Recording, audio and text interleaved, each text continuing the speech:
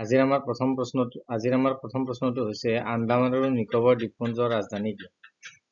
এত আছে কাভাৰাত্তি, বিত আছে ইম্ফল, চিত আছে পৰ্ট ব্লেয়াৰ, ডিত আছে পানাজী।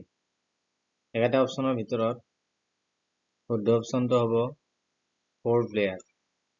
নেক্সট প্ৰশ্নলৈ আহিছো। নেক্সট প্ৰশ্নত আছে ভাৰতৰ কোনখন চহৰক গোলপীয়া চহৰ বুলি জনা যায়?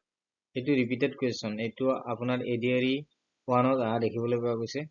যিকেইটা অপশ্যন আছে ইয়াত এ অপশ্যন আছে উদয়পুৰ, বিত আছে জয়পুৰ, চিত আছে যোধপুৰ, ডিত আছে অমৃতসৰ। ইয়াৰ ভিতৰত শুদ্ধ অপশ্যনটো হ'ব অপশ্যন বি জয়পুৰ। পৰৱৰ্তী প্ৰশ্নলৈ আহিছো। পৰৱৰ্তী প্ৰশ্ন আছে দক্ষিণ ভাৰতৰ গংগা বুলি কোনখন নদী কোৱা হয়? এত আছে কৃষ্ণা, বিত আছে গোদাৱৰী, বিত আছে কাবেৰী, চিত আছে গোদাৱৰী আৰু ডিত আছে নৰ্মদা। একেটা অপশ্যনৰ ভিতৰত শুদ্ধ অপশ্যনটো হ'ব কাবেৰী। কাবেৰীক বৃদ্ধ গংগা বুলি কোৱা হয়। মনত ৰাখিব লগতে কাবেৰীক বৃদ্ধ গংগা বুলি কোৱা হয়। নেক্সট প্ৰশ্নটো হৈছে ভাৰতৰ আটাইতকৈ পুৰণি তৈল ক্ষেত্ৰখন ক'ত অৱস্থিত?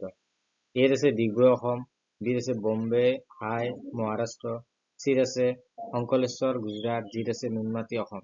ইয়াৰে শুদ্ধ অপশ্যনটো হ'ব অপশ্যন এ ডিগবৈ অসম। আৰু এইটো নিৰ্মাণ কৰা হৈছিল 1901 চনত। 1901 চনত এই তেল খজানটো নিৰ্মাণ কৰা হৈছিল। পৰৱৰ্তী প্ৰশ্নলৈ আহিছো। ইয়াত আছে ভাৰতৰ মানক সময় IST মানে ইণ্ডিয়ান ষ্টেণ্ডাৰ্ড টাইম আৰু গ্ৰীণ হাউচ সময় GMTৰ মাজৰ পাৰ্থক্য কিমান? এই অপশ্যন আছে 4 ঘণ্টা 30 মিনিট,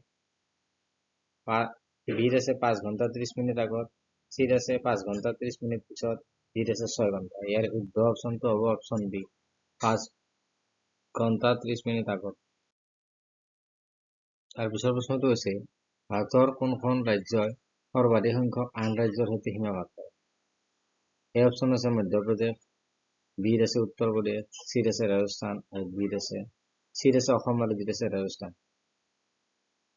ইয়াৰ শুদ্ধ অপশ্যনটো হ'ব উত্তৰ প্ৰদেশ। উত্তৰ প্ৰদেশে 8খন ৰাজ্য আৰু এখন কেন্দ্ৰীয় শাসিত অঞ্চলৰ সৈতে ভাগ বতৰা কৰে।